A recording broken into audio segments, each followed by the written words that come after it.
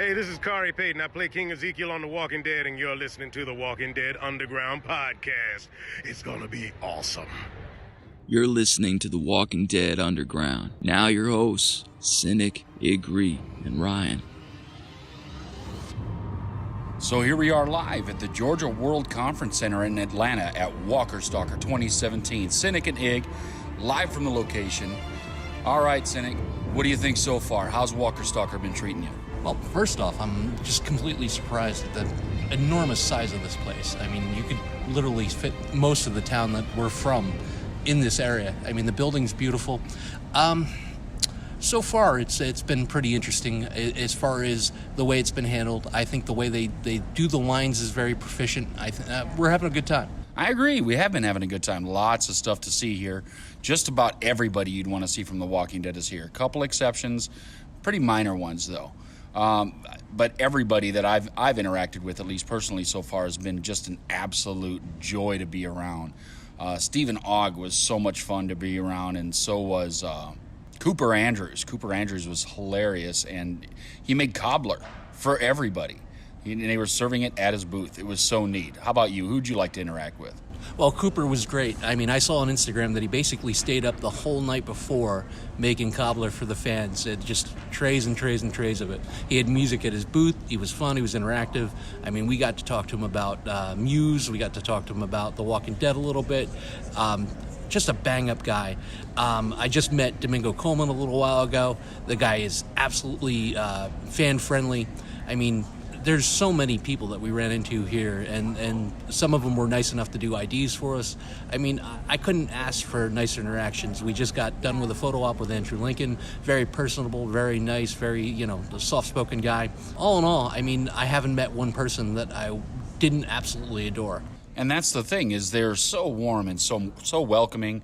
It just makes you feel like this is a family. So when you see TWD family out there, it really does ring true when you're here at Walker Stalker. Not only that, but the fans. The fans here are amazing and friendly and warm. It's really been a good atmosphere all around. I mean, there's been a lot of cosplay, more Negans than you can shake a stick at. But it's really been kind of crazy going on here. A lot of good makeup jobs for walkers, too. What do you think? What'd you see? I think you would want to go with a Lucille at. But, yeah, I mean, usually when you go to these things, the cosplay is okay. I mean, the cosplay here is on par with what we saw at New York City Comic Con just a few months ago. Negan's great, Daryl Dixon's, there's an Abraham walking around that's pretty spot on, and they're all friendly. They'll all stop for pictures. There was Pennywise and a kid in a raincoat. That stood out to me. I mean, and they allow these people to come in costume, and they don't hassle them, and they check them through security. Security's actually been surprisingly lax, which I was surprised. I figured we'd go through metal detectors and everything else, and that just really wasn't the case. But the people that work at the convention have been extremely helpful. I mean, the security has been extremely helpful. I haven't seen one problem, even though that they're selling alcohol. They've really put on a hell of an event here. It has been amazing. My favorite cosplay, by the way, was a guy dressed as Shiva, wearing a security guard's outfit. Said that he was security for the sanctuary. It was pretty awesome. I liked it a lot. That being said, I mean, there's just so much going on here. A lot of good panels. Some really interesting merchandise, and some non-Walking Dead themed merchandise, which, anytime you go to something like this, there's going to be a variety of things that doesn't really apply, but that doesn't make it cool anyway. It really has been a lot of fun here. What else do you think? I mean, any other closing thoughts you have about the Walker Stalker convention? Well, the convention in itself is interesting. I mean, as far as this is the biggest one I've ever been to, and it's the only one I've been to, which is also the 5th anniversary. What surprised me the most is not how well run the convention is, because there has been hiccups. I think there was something wrong with JDM's photo op, which put his autographs, which there was a lot of people that were upset that their autographs were canceled, but they were also promptly refunded for it. The biggest surprise to me coming here was actually the city of Atlanta. I mean, it's really gone through quite a renaissance, and as far as big cities, and I've been to a couple over the last couple of years, their skyline is on par with Philly and most of the other major cities I've been to now. I mean, the restaurants are amazing. The hotels are, we stayed in an off-brand hotel like a mile from the event, and it was probably one of the best hotels I've ever stayed in. So the city of Atlanta is the thing that I'll take away from this most, but the way that the convention's been run is as good, if not better than anything that I've seen. How about you? Oh, I agree completely. The ATL is going down here. I really do love it. This convention center is right next to the old Olympic Park, so real close to a lot of things that people have seen as far as what was going on back in 96 here. But from 96 till now, he's right. There's been a renaissance, and they've really reinvested in the city. I mean, it's a college town, but it's much more than that. I mean, Atlanta's a big place. I mean, we've also seen the new stadium that they put up here, the Mercedes-Benz Stadium for the Falcons. It's a beautiful piece of architecture. But they still have the classic architecture a lot of places here. So you see the older buildings, and the mix of the old and the new, I think, speaks a lot for Atlanta, because there's a lot of history here and we're moving places. We're moving into the future. I like it a lot, and if you ever get a chance, come to Atlanta. It's a beautiful, beautiful city. This was your first convention. What are you taking away from this? What is the one thing that you're going to remember? I'm going to remember a lot of standing in line, but a lot of payoff at the end of it. It was amazing. I mean, I did some photo ops with some people, and every time I got in there, and the photo op is really, really fast. You only get a few seconds, but you know what? These guys are so good at conveying warmth and gratitude in about a 5-second period. I was so impressed with that. But even when you stand in line for signatures, they really take the time to talk to you. And I mean, they'll find the smallest thing. Stephen Ogg noticed that the CINIKRADIO podcast logo I had on my hat was done like the Stranger Things logo, and he started talking to me about Stranger Things, and we had a good 5-minute conversation about Stranger Things. It was really neat. He just found something and latched onto it and started having a talk and talked about how he knew the kids. I thought it was neat. I mean, there's a lot of things going on, and just that anybody will just stop and talk to you. I loved every second of it. Yeah, I agree. I mean, Russ Marquardt was amazing. On top of Cooper, I mean, Ross was just an amazing meet, energetic. I was watching him do videos for other people, and he couldn't have been nicer when I asked him to do an ID, and he claims he's actually even heard of the show, which surprised me, but also the word's getting out that this is the place to be. It is the place to be. We've got the best stuff coming for you. I mean, we got real analysis, we got some humor, and we love coming and bringing it to you every week. And this week, bringing it to you live from Atlanta. I mean, I can't say enough about the way that things have been handled here. I mean, not only is the information readily available to everyone else, but Michonne Denai was running late, and the owner actually came over and was talking to the fans and apologizing. And a couple of things that struck me very cool. We didn't see it personally, but all over the social media, Norman Reedus had bought pizza for his line when they were waiting while he was off doing photo ops. Josh McDermott did the same thing. I mean, you can tell that most of these actors really love their fans. I haven't run into any standoffish actors. I mean, if you have the ability, and the one caveat I would say, don't come here general admission. Just don't. Because unless you're just coming for the event and to walk around, don't come general admission. I mean, if you can get a higher end ticket, like a VIP ticket or even a gold or platinum, which I know that they're hard to get, if you come general admission, don't expect to get too much done. Don't expect to get, and anymore with the way that they've been pre-selling autographs, I don't know if you're going to get to see any of the main cast anymore. However, if you can come VIP or if you can come gold, I would definitely recommend coming to Atlanta. I would definitely recommend coming to any of the other Walker Stalkers, because I've been to Boston, I've been to New York, I've been to Philly, and this is, of course, the granddaddy. This is their Super Bowl. I mean, you don't get any bigger than this one. But at the same time, you've got to have those quick fingers on the internet to be able to wrangle yourself up an Andy photo op or signature, and any more Chandler and Jeffrey, and a few of the other ones they're pre-selling, and then you can't just walk up and buy a ticket. But the autograph system is great. The photo ops, I was actually surprised, because of all the events that I've been to, I've never done photo ops. And just to watch just the machine, which is the photo op system here, is just amazing. They have you in and your picture taken and your photo in your hand within 5 minutes. It's just completely insane. It really is. But that being said, when you're doing the general admission, a lot of people are always focused at these shows on the high-end stars, the front-end people. When you get down to the Jerrys and things like that, that's where the real meat and potatoes of these shows are. Those are the people you really got to spend time to meet, because they're hungry. They want to meet you. They want to know that they're liked or disliked or whatever. Come and talk to them. You'd be surprised how warm and inviting many of these people are, and even people that have died off on the show. Irony Singleton is here, and he's having a blast meeting fans. These stars are not just stars. They're people that care about what's going on. I think you would really enjoy it.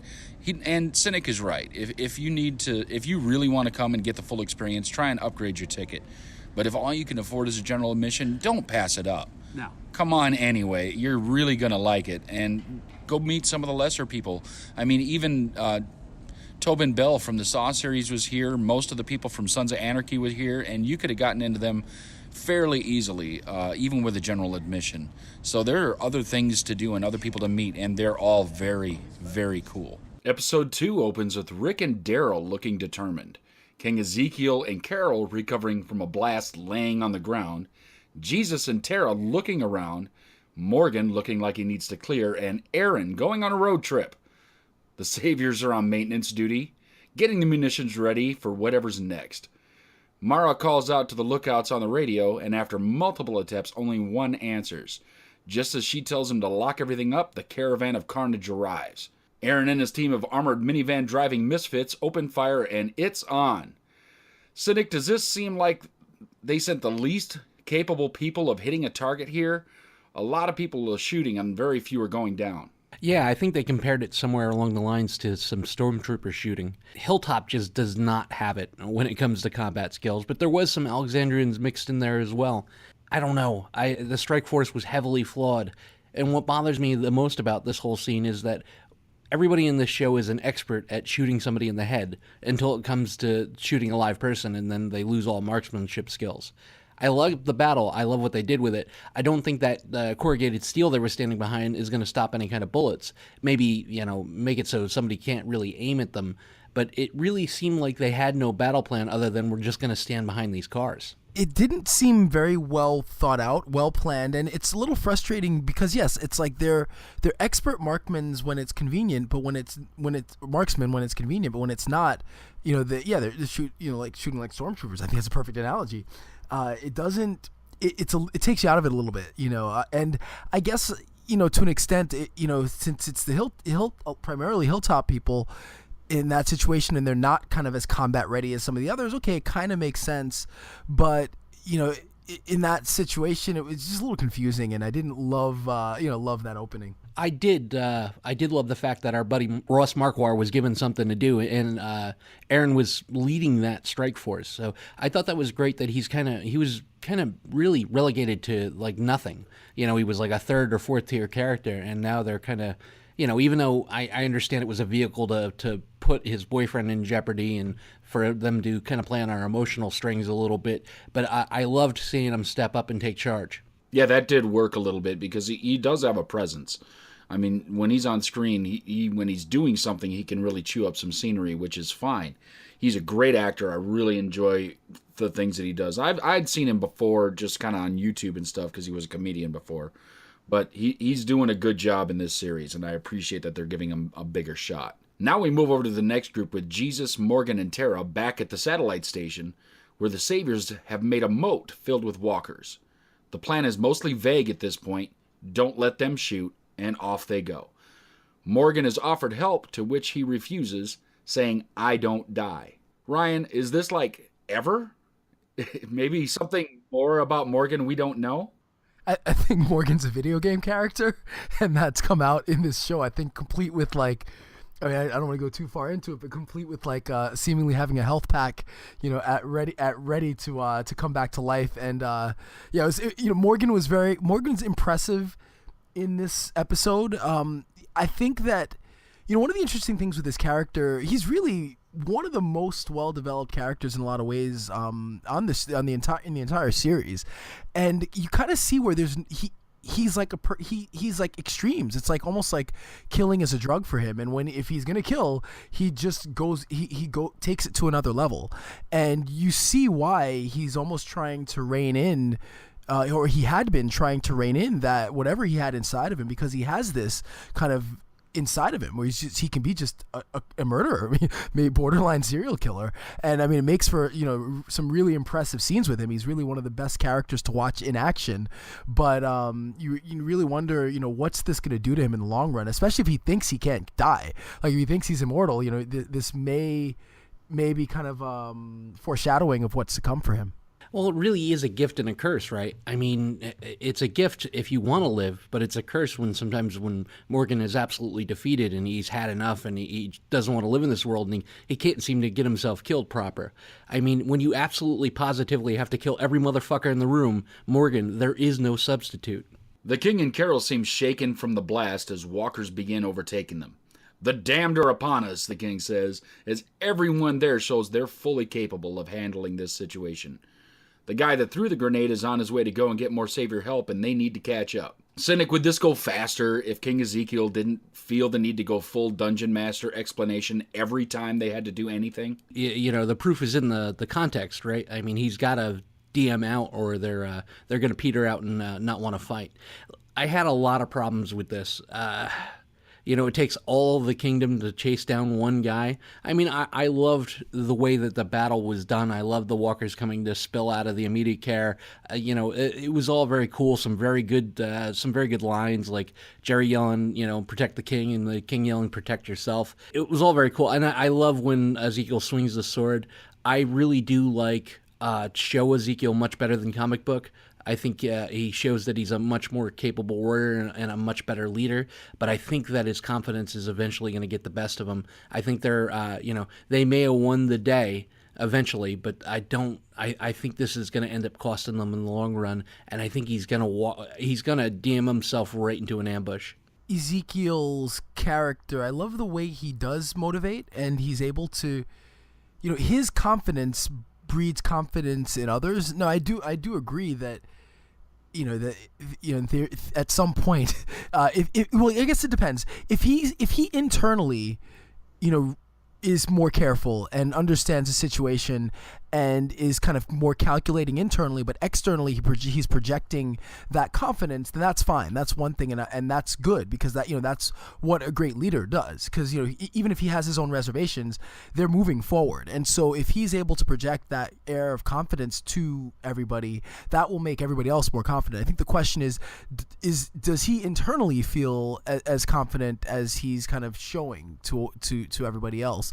And I think that's where the potential problem is. But I do think that at this stage, like, they bought into it. They're sold on Ezekiel, the D&D character, and I think he's taken it to another level this season so far, and I love it. If there's plenty of things I've had issues with, but I love as far as he needs to go with this. I'm motivated just watching him, and even when I think that the chips are down for them, he can pull me back into it. So I'm liking it. Yeah, well, it's hard not to succeed when you have a hype man like Jerry, right? I mean, because Jerry is just yelling out the praises of the king every chance he gets. Every time he says something, he's like, yeah, let's go kill some bitches. I'll tell you the one person that isn't buying a bit of this, and that's Carol. I mean, she'll smile, she'll kind of, she'll play like she's along for the ride, but deep down I think she knows that this ends one way too. That this guy is, you can only be that cocksure in this situation for that long, and bad things are going to happen to you. And I hate that, because the king is absolutely one of my favorite characters, and I worry for his safety if he continues to, I think we, even not to jump too far in the episode, but I think they were even warned that something bad was coming, and he's like, we're going to press on. No, maybe we should reevaluate the situation. This is the problem with the alliance. I mean, the coalition that Rick has is that we really don't have any battlefield-tested generals. And, other than Rick and Daryl, which they seem to lump up together, I mean, the Saviors seem like they've all fought these fights before, and they all have a general idea. Like, right away, when the episode started, they're like, all right, lock this down and go into formation. And, they had a plan, even though they got blindsided, which they, you would think if you got blindsided like this, a lot more people would die. That was the one thing that killed me. Listen, at the end of the season, they're going to need a whole host of new extras, but with the way they were shooting in this episode, maybe a lot of them are going to live through it. I mean, they're literally standing right in front of each other and can't hit one another. And some of them weren't even standing in full cover. So that drove me a little bit crazy. The tactics of the fight drove me a little bit crazy, but I did like the action through and through. Yeah, speaking of all that, back at Aaron's ambush, seems like they don't need to kill everyone with firearms. They just need time. Ryan, what do you think of that strategy? Any chance that backfires? I thought it was a smart strategy once you realize what they're kind of doing and what they're trying to accomplish by holding them there. It's just the question is, all of it seems like the entire plan. I mean, I don't understand all the entire plan. Like, a lot of this seems convoluted. I'm kind of confused as to who's where and what's going on and what the exact the overall plan is. But it did make sense in a way. If we can keep them in one place and let the dead come back, maybe that's a way to kind of smoke them out, I guess, so to speak. But all of this just relies on so many things going right that it's hard to imagine that, as we'll see, it's hard to imagine that every detail goes right. And if every detail doesn't go right for them, it seems like they're going to screw themselves over at some point soon. Yeah, I mean, I think that's one of those things that it's a thing said in the military that the battle plan never survives first contact, right? As soon as the shooting starts happening, the plan goes away and a new plan goes into effect, and it's constantly evolving. And that's some of what I was seeing in the episode, is that things weren't always going 100% the way they needed them to go, and they kept trying to push on with the same plan rather than making any adjustments to, all right, this is happening, change the plan. And I think their lack of communication, because they don't have the radios that the Saviors have, so they can't communicate to the other people that are attacking different things, let them know what's happening. That goes back to the lack of experience of someone like Aaron or Jesus or Tara. There's really a lack of experience in leadership there, where if things do go foobar, they don't know how to adjust. They don't know how to adapt. It's, all right, we're going to do this, and, we're going to stick to this plan whether it works or not, and eventually we'll all run out of bullets because the cheat code will be up, and then we're going to have to go fight hand-to-hand, or, they'll get ate by some of their walkers. It's going to make it for a long season, that's for sure. I mean, even their victory last week was essentially just shooting out windows and knocking the fence over at Sanctuary. So it's definitely going to make for a long season, and eventually the Saviors are going to get their shit together and they're going to strike back. And when they do, I hate to see what Alexandria is going to look like. Or maybe I saw it already. All right, at the front doors, two guards are asking about the shooting that they hear, and Mara tells them to stay there. These guys must not have been paying much attention, because right away, two headshots take them down. Rick, Daryl, and their team enter the front door looking for more guns. Meanwhile, at the satellite station of Doom, Morgan begins rattling the walker's cage. A couple of wandering sentries see him and shout, "Hey!" followed by quick arrows to the head. Now inside the station, Jesus, Tara, and Morgan, with their team, move through like they are a trained SEAL team, clearing the way, often only needing one shot to take out any Savior. Cinik, should they maybe have picked teams like Kickball to spread the ability around? Seems like everybody that can shoot is here instead of where the active shooting is happening. Yeah, that's problematic. I mean, I understand that these smaller strike forces are a little more essential because, they've got to be surgical in the way that they're doing things. Maybe we shouldn't have left Michonne and Carl at home. I mean, maybe they should be on the front lines as well, because they seem to be the only people that can shoot anybody. I think it's just a problem with the writing, to be honest. There are a lot of situations where when the characters need to be effective, like SEAL Team 6, they are. And when they need to be bumbling idiots, they're bumbling idiots. And when they need to be somewhere in between, they're somewhere in between. I think strategically, right, it makes sense to do it as they did. Like, you need it was set up where the two smaller teams were kind of strike forces. They needed their best people because stealth and being quiet and efficiency were really important. Where the other situations, it's more about just holding them off and fighting. And yeah, kind of sucks that they're wasting ammo and nobody's dying, but you don't need your best people in those situations where these are kind of life or death. One wrong move can blow up the entire plan. So I think in this case, I actually think they made the right move. But I think it does become a problem in the show where, again, when they need to be perfect marksmen, they're perfect marksmen, and when it doesn't work for the plot, it doesn't work for the plot. And there's just times where it just is going to take you out of it. At the Shepherd office plaza, Rick and Daryl have finished searching the first floor, and they found Zip.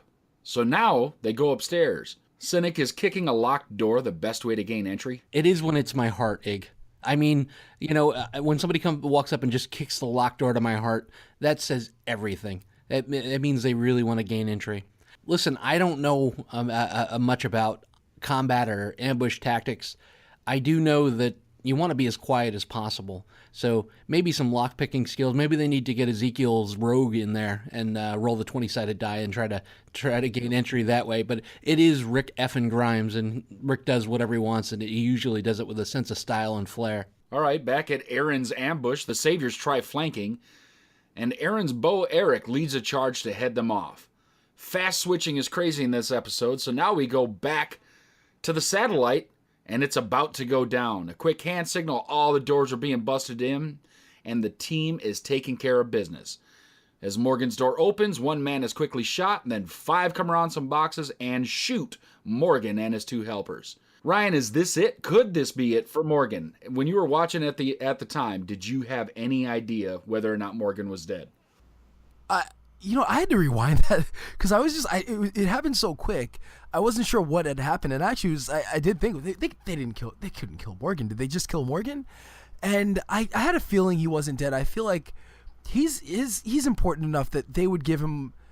They didn't linger long enough, and they didn't make it clear enough that he'd been, mortally wounded or badly wounded even, for me to believe it. So I think once they cut, I just thought, no, he deserves more, and his character would get more than a death like that. So, I felt like, at best, he avoided it, and at worst, maybe he, TV science, like he got shot in the arm and he'll be perfectly fine.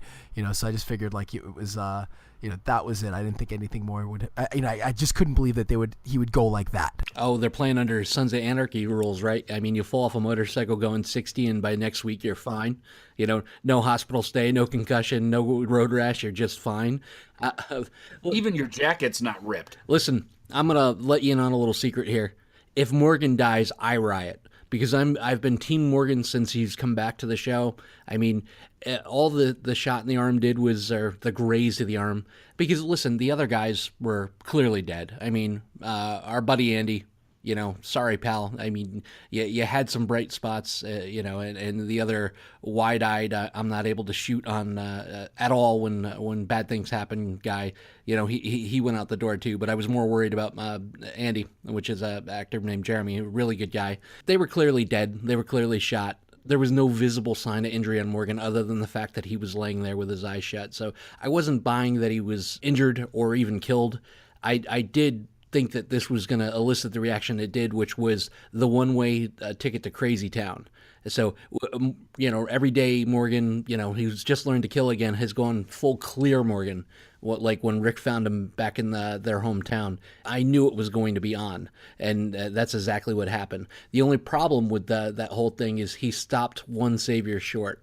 So Rick and Daryl decide stairs are hard and decide to climb an elevator shaft instead. Now on the top floor, they decide to split up to cover ground faster. Back to the satellite again, Jesus and Tara find a savior in the closet in a fresh pair of pee pants, begging not to get shot. As Jesus talks Tara into not killing him immediately, turns out it was a big ruse and he takes Jesus hostage. Ryan, are the showrunners making Tara so just intensely hard this season because of all the hate on her previously? Yeah, it kind of feels like that a little bit. I don't mind it, but like it develop that. It's got to happen over time. It's hard, really tough. Like I think this is, one of the great things about this show is that we do see characters grow and develop in the face of this, extreme adversity. And, it's a situation where you have to, otherwise it's life or death.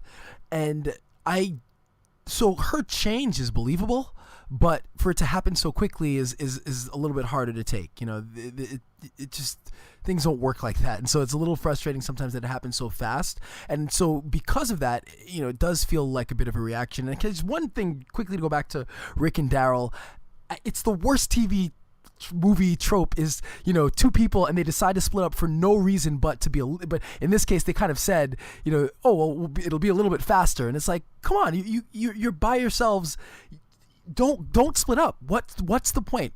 Nothing can go right with that. And as soon as that happened, it's like, all right, well, they're both fucked. And sure enough, it didn't end well for Rick. So it's just like, that pissed me off. But yeah, getting back to Tara, yeah, I think a little too quick for her for that change. Alana seems like a great person. I was watching her when I was at Walker Stalker, and I was watching her interact with fans. And she's down to earth. She's a good person. And I don't think she should have received any of the hate, especially the body shaming.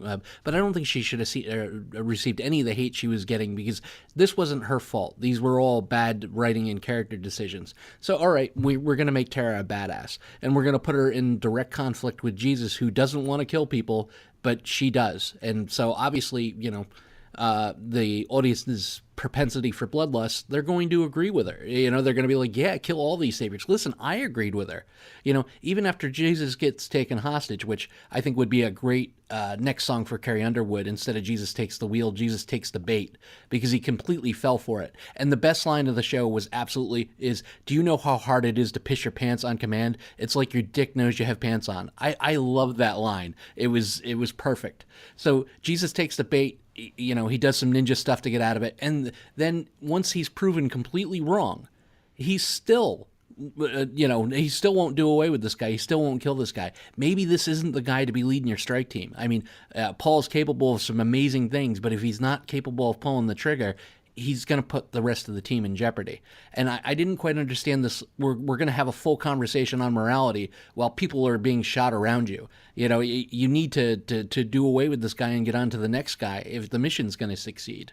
And, they just kind of sat around, well, maybe we should, maybe we shouldn't, maybe this guy smells a lot like piss. It didn't really matter. I mean, kill the guy and move on to the next one.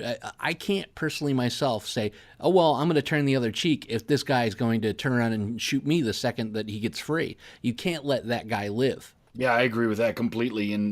But the other side is I think the showrunners are trying a little too hard, because when you include Denise in the same breath as Abraham and Glenn, just to make it seem like she has some reason to feel about this, that's pushing Tara too hard, too fast on the public. And I think they may get some lashback on that, just based on how do they want to treat Denise the same as they treat Glenn. I mean, you can't. So they hear radio calls for the saviors to GTFO, and we see Morgan and his friends laying on the ground. Morgan gets up, takes another gun, and starts clearing his way through the rest of the station. Now we're back to Aaron and his crew, and it seems like it was more suppressive fire to keep the saviors there as ex-savior walkers start to rise, becoming a bigger hazard for the saviors. Now we're over to King Ezekiel and Carol in the woods, and the Axeman Jerry kills a walker.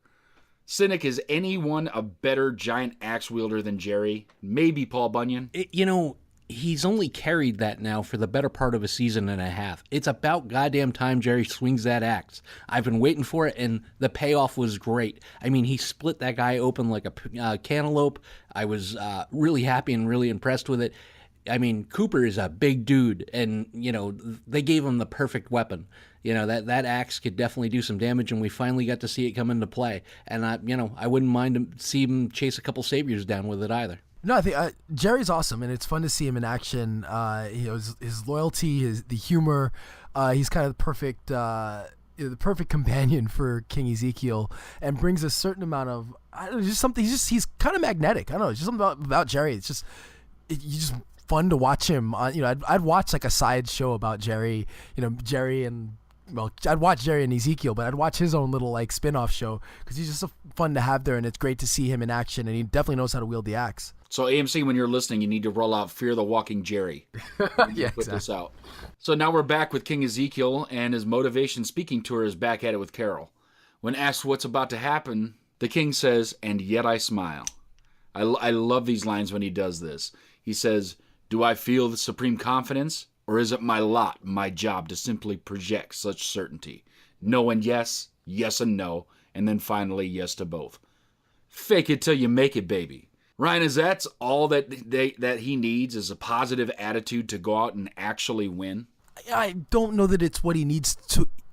I don't know that it's what he needs to win, but it's definitely what he needs to motivate. And especially when the odds are really against you, you need that. That's what inspires people. That kind of confidence will inspire people to battle and to fight for you and to give everything and to sacrifice everything and to risk everything. And he knows it. And I think he can't go back now. He is the character that he is, and he can't turn around and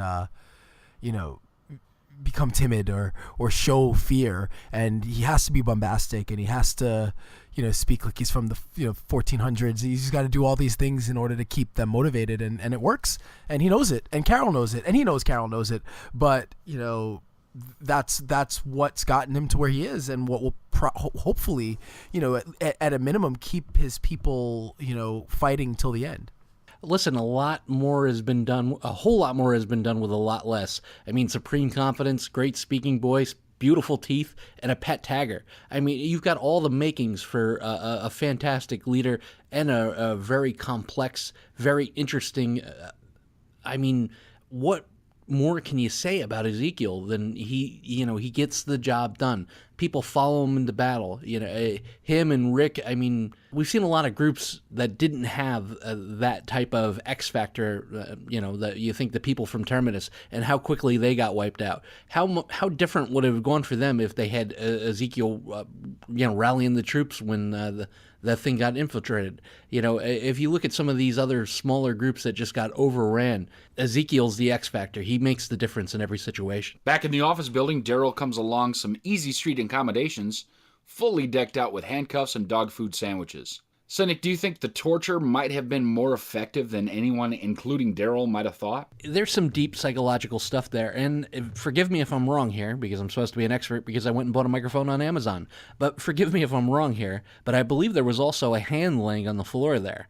So you also had some, a la Merle going on there, because it was a handcuff, cuffed to the wall, and I believe there was a discarded hand laying on the ground. Yeah, I mean, we haven't seen the full, inner rage of Daryl come out, but I think that might be coming. The other day, I remember just last episode, he quoted to Carol that this is going to be fun. I think we've got some big and violent things in Daryl's future. And it's fun to play kind of, pop psychology, with all of these characters. And it's, I know I bring it up a lot, but you say that there's PTSD, but, they've all got to be suffering psychologically.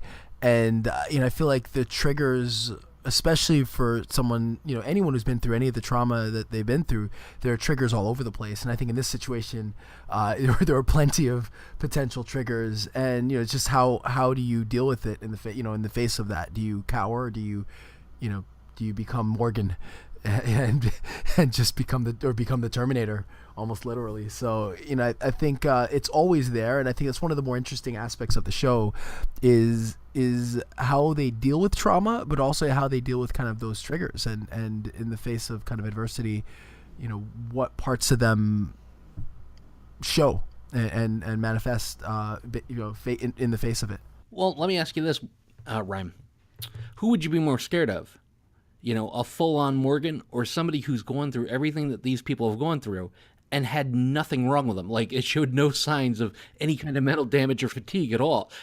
Which one would you be more afraid to sit in a locked closet with? Morgan, but I take your point. Great point, but Morgan's terrifying. Like seeing him it was like the best thing in this episode. I mean, Morgan and Ezekiel are easily the best things in this episode, and just seeing him go full on Terminator mode was absolutely terrifying. Like, I felt like he could take out the Saviors by himself, But if you don't show the kind of trauma that you have to have faced, dealing with this world, then yeah, there's got to be something wrong with you. But yeah, Morgan still scares the hell out of me. I really want him to steal from Star Wars and just have like a blue glowy Cheeseman following him around, just like, no, Morgan, no, just sitting there with that befuddled look on his face as Morgan just slices through half the Savior's team. What was his Aikido master's name? What was it? Was it Eastman? Yeah, I think so. Was that it? Yeah, like I can imagine him. Yeah, he called him in a robe. It's perfect. That's a perfect analogy. Trained him. As Rick searches room to bedroom, he's attacked by a very angry Savior, where a close fight ends with Rick impaling the Savior on a shelf bracket. Very creative, Rick. Back at Morgan again, as he clears the building, the rest of the team captures the rest of the remaining Saviors. He comes out and sees this, confused, seeing all the captive Saviors, and he gets a flashback to Rick saying, "We can't leave them alive." That's when Morgan spots the Savior who killed Benjamin. Jesus stops Morgan from killing him, saying that's not what we do. Morgan asks, then what do we do? Cinik, what would you do? Well, this brings up a lot of good questions, and as I was watching this, I mean, all right, so food is running out, trying to find sources of clean water, and you have a chance to kind of eliminate this whole group of enemies. So what's more important to you? I mean, keeping these guys alive and the chance that they may end up fighting with you and helping you fight the dead, or getting rid of them and taking their supplies and using that to live on a little bit further? I mean, I wanted to see Jared die. Jared is his name, by the way, the one that killed Benjamin. I wanted to see him die more than anything in the whole episode, and I was a little let down that Morgan didn't have that one last ounce of crazy just to take him out. Because we didn't set out, we didn't yell over the wall that we're going to make friends with the Saviors. We yelled we're going to war against the Saviors. And war is dirty business, and that means there's a lot of dead bodies. In this situation, you just don't have the resources to keep these guys and then hope when the war ends that they're going to be productive citizens. I personally, I feel that they should have just done away with them and moved on. Yeah, I agree. I think, the rules are different when you're dealing with war. And, as we talked about last week with the guy at the gas station with Carl, there's the ideal world that you want to live in, and you want to be good and you want to be merciful, and in the perfect world, yeah, they'd save the Saviors, and they would be grateful, but this isn't the time for it. They're at war, and they need resources, and they need less and fewer enemies, and the alternative is they're prisoners of war. We got to feed them and be humane to them, or we just kill them.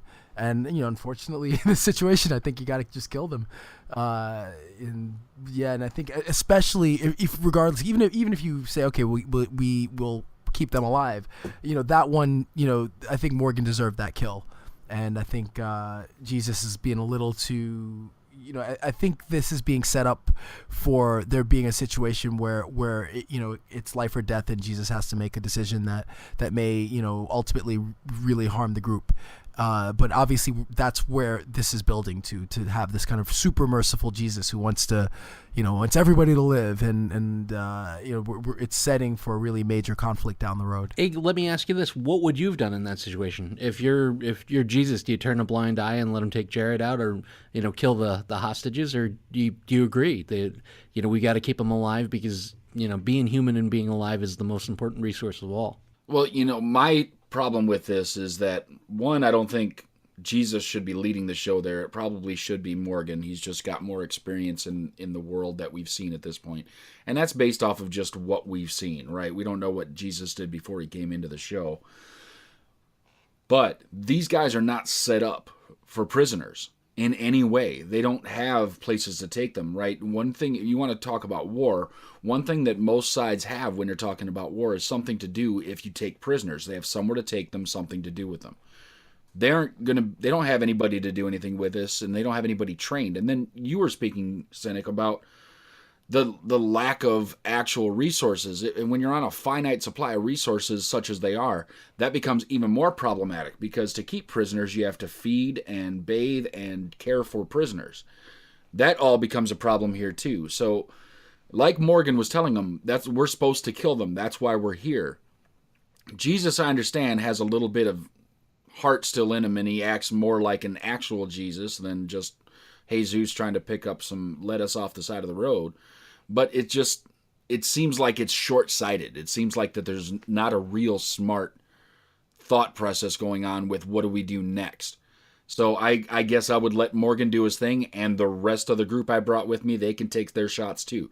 Pick who you want to shoot him. One bullet apiece, bing, bing, bing. I mean, take 3 or 4 people that look important so that you can question them, but the rest of them got to go. Yeah, 1 or 2 maybe, but you're giving them way too much credit that they're going to kill somebody with 1 bullet. Not in this fight. Not in any time soon. I mean, they could probably walk right up to him and miss.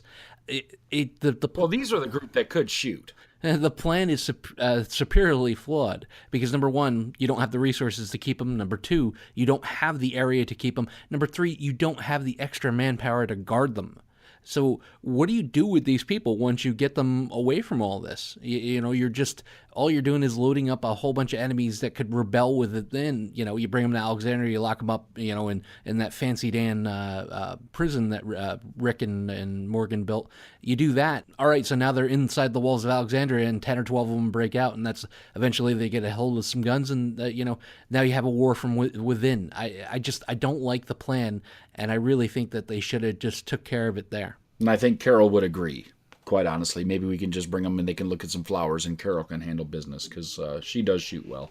As the Sanctuary team closes in on their prey, Shiva comes in for an early lunch. So now back to Aaron's ambush again. They seem to be doing their job, but the team is starting to take a few hits. Aaron decides to play Grand Theft Auto and drive over a few of the breaching saviors with his car to get to Eric, who now is seen to be bleeding very heavily from the midsection. Cinik, is this our first death pool winner? Well, listen, I called it. Eric takes an injury, he's bleeding heavily, and there's not a doctor in sight. And, to go back to your earlier point about Shiva, I want to love the cat. Every time I see the cat, I mark out a little bit, and then I realize how much that must have just cost. And I just see Scott Gimple somewhere with a calculator going, all right, we can only do this 3 or 4 more times, and we're going to have to can the cat. So if we read back into the death pool, Shiva was my number 2 on there. So I have a feeling that I'm going to be up 2-0 on you guys before maybe the end of next episode. Are you going to be sad about that, Ryan, if he goes up 2-0 on us, or is we playing the long game? Playing the long game, but also I don't want Shiva to die. Shiva's awesome. That would be upsetting.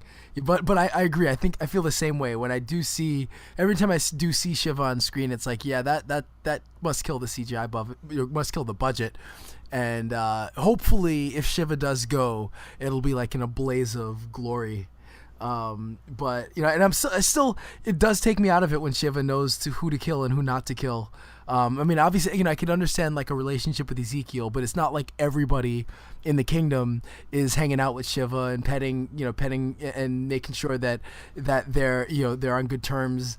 So it's a little frustrating. Again, it takes me out of it a little bit that Shiva just kind of knows who to kill and who not to kill. Well, they made the cat familiar with the armband system that they've all implemented last episode. So he knows to look at what color armband. That's amazing training. When that first happened, especially after the Battle of Alexandria, there was some of the best memes of King Ezekiel sitting in front of Shiva with a book with Rick and Negan that says "Eat, don't eat." Some of those were hilarious. Sometimes the internet could just be gold. Yeah, I really think that if they kill Shiv, it's going to be kind of like the old Yeller mentality where everybody's going to get really upset and cry because the animal got killed.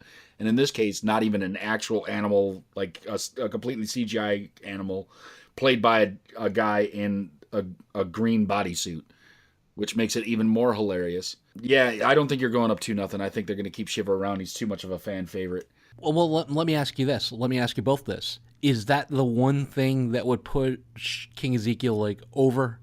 I mean, is that the end of this D&D master's reign? Does he drop the persona and just kind of cut his hair and maybe go make pizza for a living if the cat eats it? I don't think so. I think he's got to know that if he brings Shiva to battle, that's a problem. Is like Shiva's kind of like a specialist in that, obviously it's a humongous, amazing, powerful weapon, but it's one that is a huge target, and with enough people around, at the end of the day, Shiva's gonna go if they're, if it's in just kind of the open field. So I think he knows that, and so I think he'd recognize that if Shiva is let loose, in most settings, there's a good chance Shiva's gonna go just because everyone will focus the firepower. So I think he's got to know. I think it would hurt him, but I don't see like a Morgan-like kind of snapping if Shiva dies. Yeah, the shock and awe factor of Shiva from the first battle when he showed up at the end of last season, that's gone, right? They know the tiger exists now. But I think, it might break Ezekiel for a little bit, but I don't think it'd break him permanently. I think it'd be a small thing, and that might be a time when Carol comes back to him and she does what he's been doing to her the whole time and kind of gets him back in the right mood. That's where I think it'd go. I'm just hoping that Shiva doesn't die anytime soon. Well, and our friend Aaron, our new friend Aaron, who says he's heard this podcast, picking up the 710 Walker's 710 Savior split for the spare. I mean, he really banked them right off the car. I mean, it was the move. It was the absolute move of the battle, and he may not have been able to save Eric, but he definitely saved the frame. He did. Everything got saved there. He's gonna roll at least a 200 this game. That's for sure. That's right, kids. A bowling reference. Deal with it. Woo! We're hip and savvy. The king's men gather around while Ezekiel strokes Shiva. They get radio traffic that the jig is up and the saviors are setting up the resistance. The king tells his men that the day will not end in retreat. Cinik, is this the best plan? What would you do? Go back to the kingdom right now and reformat and come back with a better plan than, hey, they just set a trap for us, so let's spring the trap. Bad idea. And, just from my feeling before I saw the previews for next week was like, I've got a bad feeling about this. A little bit of Star Wars callback there. I've got a bad feeling about this. And then I saw the previews for next week, and it's like, things just aren't going to go well in Kingdom Land. Yeah, I think that he's in a tough spot here because now he's projected all this confidence. He said, onward, moving forward, and this is a situation where really he needs to rethink that.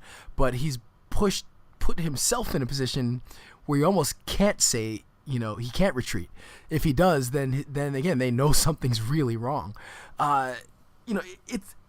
Yeah, I think this might be a situation where his confidence may be getting a little bit the better of him, but this is also a problem of their plan. There's no communication between the heads, so he doesn't know what's going on anywhere. Rick doesn't know what's going on there. So it's just a giant kind of everybody just has to hope that everybody else completes their mission, and all it takes is one to screw up, and so I think it becomes problematic, but.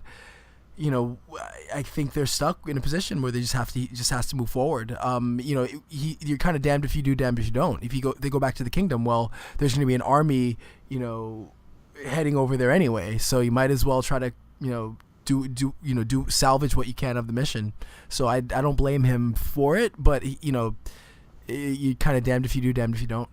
Rick finds keys and goes into what he thinks is the gun room to find a nursery with a baby named Gracie.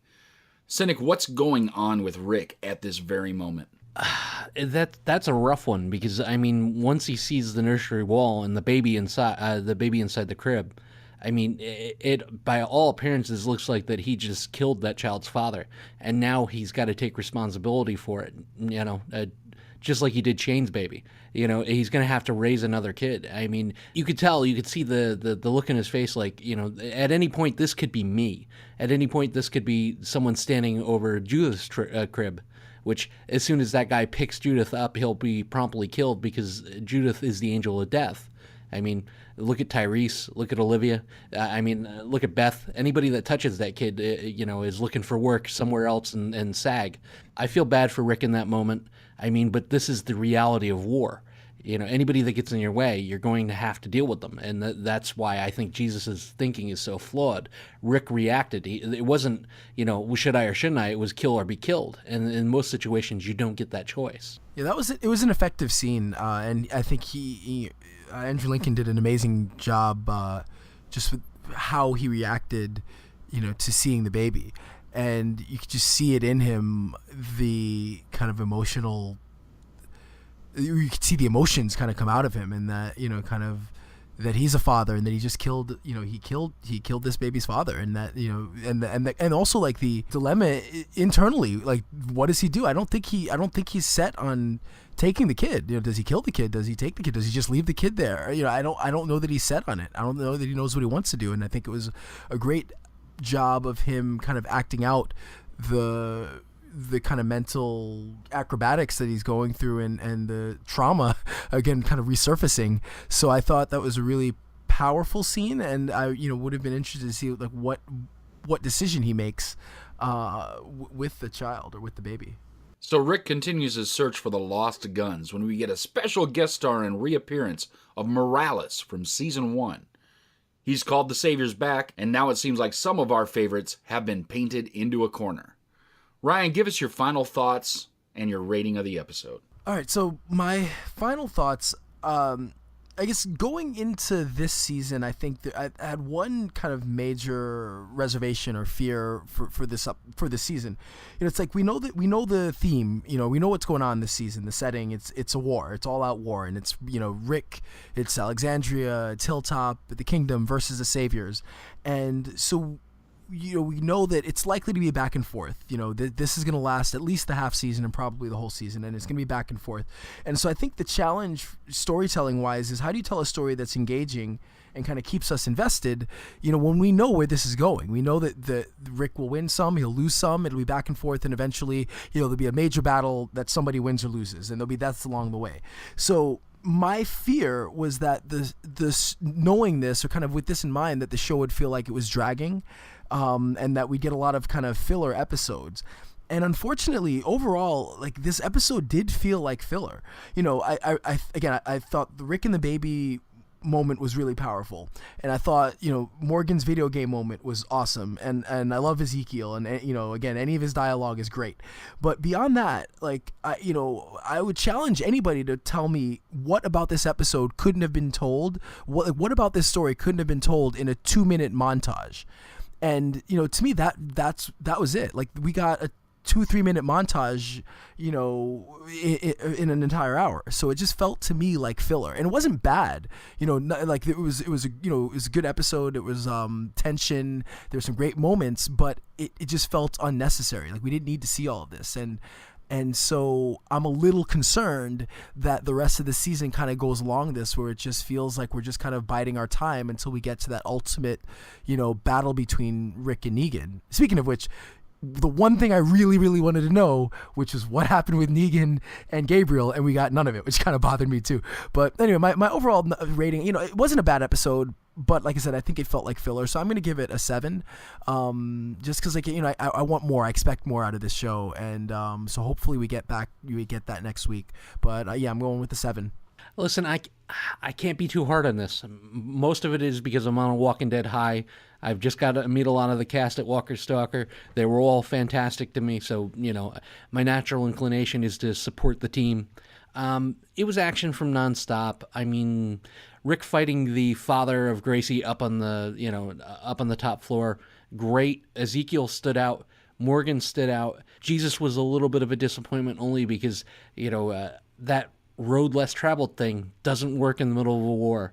It's sort of like we're fighting war now. Anyway, it's interesting that you put a guy who's basically a pacifist and wouldn't hurt a fly in a key position in the middle of combat. I hated the Morales part, and I'm going to tell you why. It makes no sense.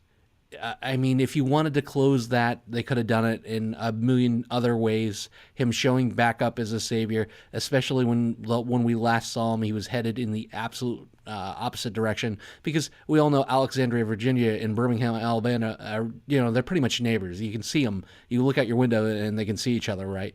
No, you can't. So we shoehorn this guy in for whatever reason, and I don't understand the fans' reaction. Okay, so he was in the first episode.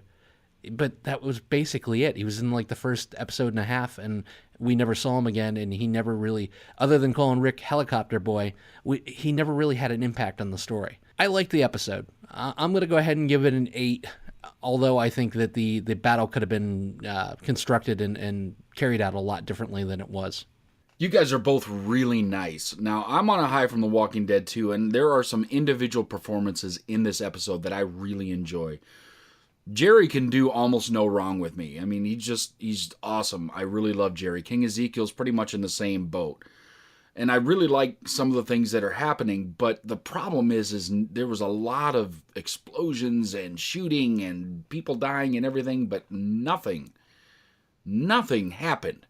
Nothing. It was, A lot of jumping around. We didn't get more than 3 or 4 minutes in any single spot. It just seemed like they made no ground. So filler episode completely. And it just didn't tell any engaging stories for the most part. I had a lot of problems with the episode. Now, visually, there was some beautiful stuff. I liked how it looked. And like I said, some of the acting in it was top-notch. But the writing just wasn't there this week. They just needed to fill 43 and a half minutes or whatever it actually takes a runtime for a show. And they did just that, is they gave us about 4 minutes of actual good stuff and 40 minutes of junk. I give it a 5, even though, please don't take this wrong, Walking Dead fans. I love the show. I was just at Walker Stalker with Cinik, and I loved every minute of that. But this just did not meet expectations. It was nowhere near last week's episode or just about anything from the previous seasons. This was probably one of the worst episodes I've seen here in a long time. Personal opinion, but that's where we're at. So there you go from The Walking Dead Underground. We'll be kind and we'll give this a 6.5. And that's it for our review of Season 8, Episode 2, The Damned. We had a great time bringing you all the information about Walker Stalker and The Walking Dead this week from The Walking Dead Underground and Cinik Radio podcast. We want to thank you for listening. Keep coming back every week. We have new things every week. Really new, exciting stuff coming very, very soon.